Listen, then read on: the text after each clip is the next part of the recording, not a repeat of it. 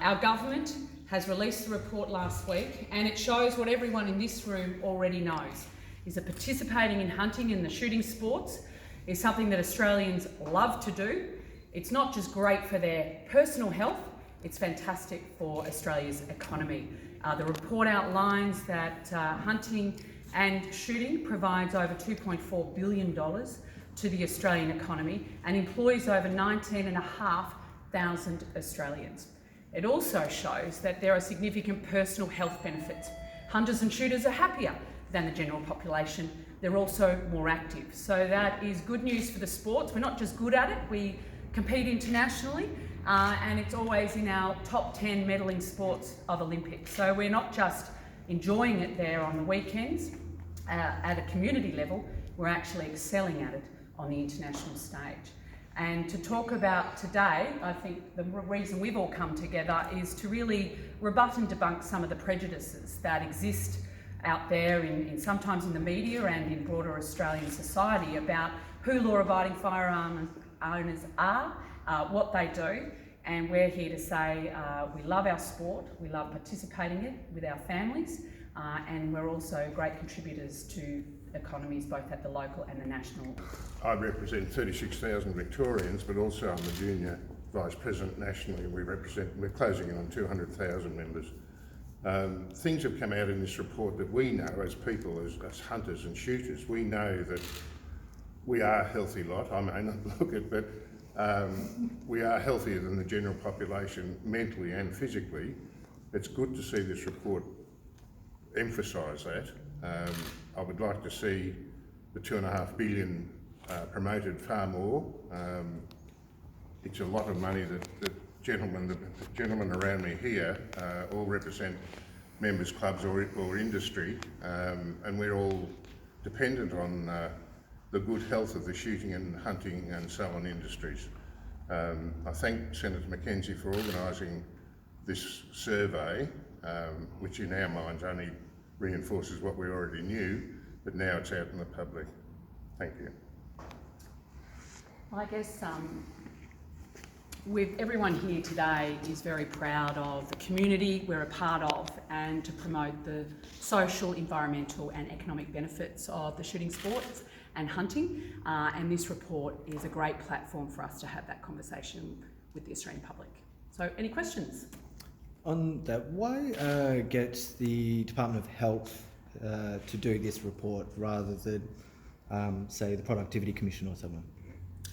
Well, in my previous role as the Minister for Sport, obviously the Office of Sport, structurally within government, is subsumed in the Department of Health. So for me to commission a report that looked into the shooting sports and to ascertain the physical and mental health benefits of any sport, it would go through the Department of Health, just as a function of the mechanics of government. Is it a bit unusual for the Department of Health to be looking at the health benefits of shooting? No, because as I said, the Office of Sport in the government sits in the Department of Health. So when we're looking at any sport and its health benefits and physical activity levels of Australians, mental health benefits and levels of Australians, that's obviously going to be work undertaken by the Office of Sport, which we as a government have put into the Department of Health, because we believe that obviously the more people we get out there playing sport, whether it's shooting or soccer or netball, the better and healthier our broader community is going to be. So it was a natural synergy to keep that in the Department of Health. The reason why there's been a bit of criticism that the Productivity Commission wouldn't use the same modelling that was used on this report, which is the input-output modelling. Indeed, it's been criticised by the Productivity Commission and Department of Finance and various others. So there's just sort of concerns over that sort of use of the modelling, and obviously it's used to prop up the headline figure of $2.4 billion. Well, we often see a range of surveys done and methodologies used by different organisations and different branches of government in which to understand and appreciate and quantify activities and industries' contribution to the broader Australian public. This methodology is one that's been used in different types of survey. We've seen the Victorian state government run similar surveys around the hunting fraternity, and New South Wales government also ran quite a discrete methodology around some of their shooting events. And so we wanted to have a look at a national survey and a national report that would actually adopt the methodology recommended by RMCG. So it's not unusual. Yeah. It's not actually unusual. Well, it is for actually methodology, because the Productivity Commission has actually been quite critical of the input-output model which is used to bolster this report. That it doesn't surprise me that there are people in the Australian media and public who would seek to undermine the findings of this report. The methodology was accepted by the department. I'm very comfortable as a former minister about how this report and survey was conducted, and we're confident, very confident, that at the bare minimum, the hunting and shooting fraternity in the Australian economy contributes at least $2.4 billion. In fact, in the report it says that if shooting were to be, in hypothetical, to be banned tomorrow, that many of those people would simply go to other outdoor activities such as fishing, and that's the findings of this report itself. It says the loss would be 0.02%. So isn't it over-egging it a bit to sort of talk about the 2.4 billion when the report itself says actually it's more around the sort of $200-300 million mark? So what I hear about, and what the shooting fraternity and hunting fraternity has been speaking about post the release of the report, is that that's actually not the case. The reason every hotel and caravan park spot is booked out in Mildura on certain weekends is because the ACTA is holding a state shooting carnival, right? So I'm absolutely confident that that economic boost to that regional centre would not happen if the shooting fraternity was not holding a carnival on that day. That's the actual reality. So I'm really happy to go to... I am quoting the report's figures back to you. Indeed, the Field Game Association put out a press release saying that it would be around $200-300 million loss if people just miraculously stop shooting tomorrow. So these are the report's figures. Well, the reality is no one's stopping shooting tomorrow. The reality is this is something we're excellent at on the international sporting field. We also have over 1 million Australians that love to participate in this physical activity. So we're sort of talking about hypotheticals. Then why put a hypothetical forward from the Field and Game Association in order to prop up the argument?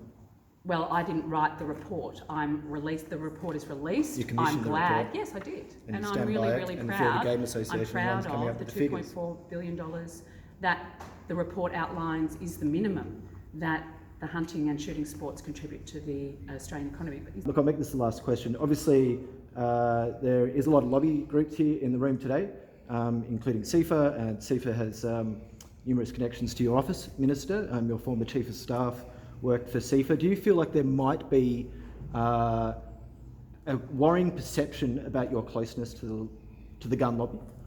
To the gun lobby. I do love the media's propensity to try and foist on Australian shooting fraternity some sort of NRA kind of American-style culture. That is not who law-abiding firearm owners from Australia are. I'm a very proud law-abiding firearm owner. I'm here to actually rebut many of the prejudices that we're subjected to, that somehow law-abiding firearm owners and our sports and our activities are actually contributing to gun crime in this country. I didn't make that assertion, well, Minister. I'm just putting that on the record because that's the sort of thing we have to deal with.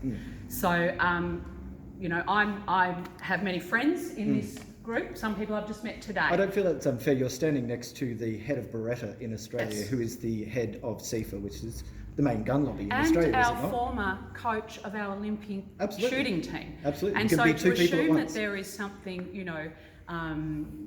underhanded or untoward about all of us in this cohort who participate in the shooting sports and hunting whenever we can and employ thousands of Australians in doing so, providing many health benefits, I think is ridiculous. So, Luca, did you want to? Yeah, absolutely. I think that, it's not a surprise that as the head of Beretta Australia, and as I said before, as a person that all his life has lived, breathed and worked in this industry, that I'm actually the founder of SIFA because I felt compelled to do it on behalf of the shooting fraternity here in Australia, because there is such an amount of prejudice towards the shooting sport in general, and we are always vilified and belittled by the media, by the anti-gun lobby, for reasons that are absolutely foreign to our culture and our industry. So we get associated with crime, we get associated with misuse of firearms, we get associated with all these sort of things which have got nothing to do with us.